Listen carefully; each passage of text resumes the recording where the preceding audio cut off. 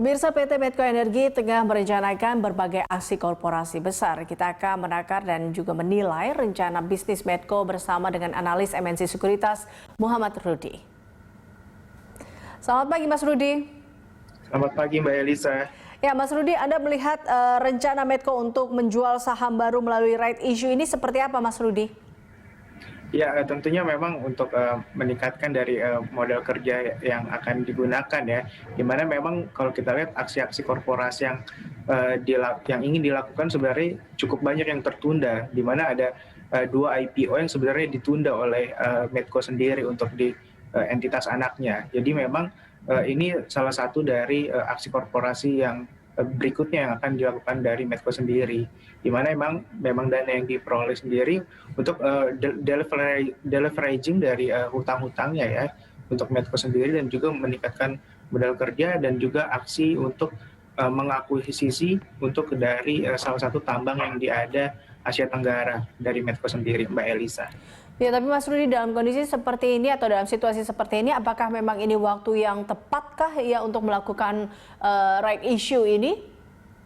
Saya rasa cukup tepat ya, karena memang sebenarnya kalau kita lihat saat ini sudah mulai normal, bisa dikatakan normal ya, untuk dari harga komoditas oilnya juga sudah mulai di level-level 40. Kalau kita lihat, jika aksi korporasi ini dilakukan di bulan April atau di bulan Mei, di saat harga oilnya sendiri di level 20 per dolar per barel ya, atau di level 30, itu yang akan sulit untuk mendapatkan dari meningkatkan minat dari para investor. Jadi saya rasa untuk saat ini cukup tepat, di mana saat ini juga sentimen dari harga oilnya sendiri sudah cukup bagus, di mana level-levelnya sendiri sudah di level 40 dolar per barel, Mbak Elisa. Oke, nah kalau kita juga lihat ini Medco mempunyai rencana yang cukup banyak diantaranya terkait dengan rencana akuisisi dan juga divestasi aset, baik itu di dalam dan juga luar negeri. Nah, Anda melihat proses atau rencana-rencana ini seperti apa?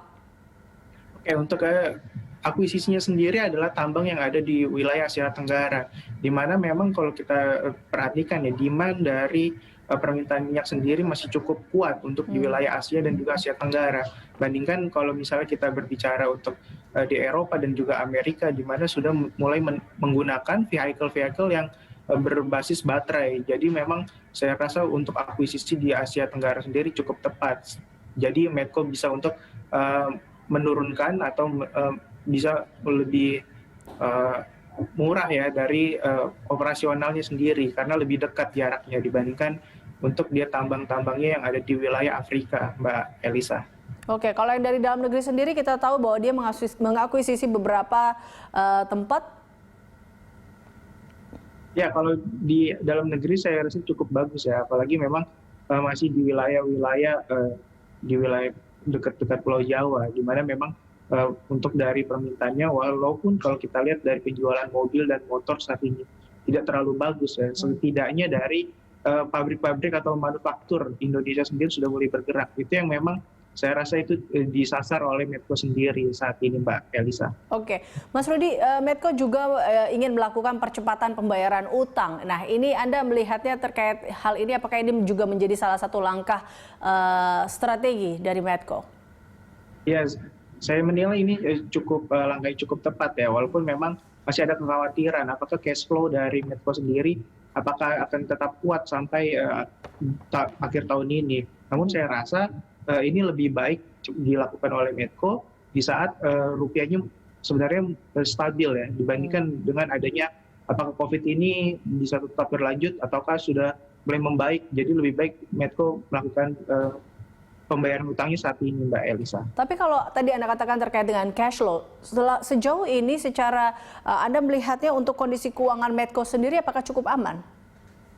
Iya, kalau misalnya dari right issue ini berhasil ya, ini akan meningkatkan dari capital fundraising sendiri dari Medco.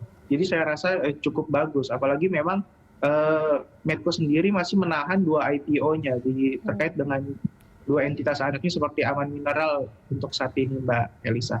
Baik Mas Rudi, kita akan lanjutkan perbincangan ini usai jeda dan pemirsa Corporate Action akan kembali sesaat lagi. Tetaplah bersama kami.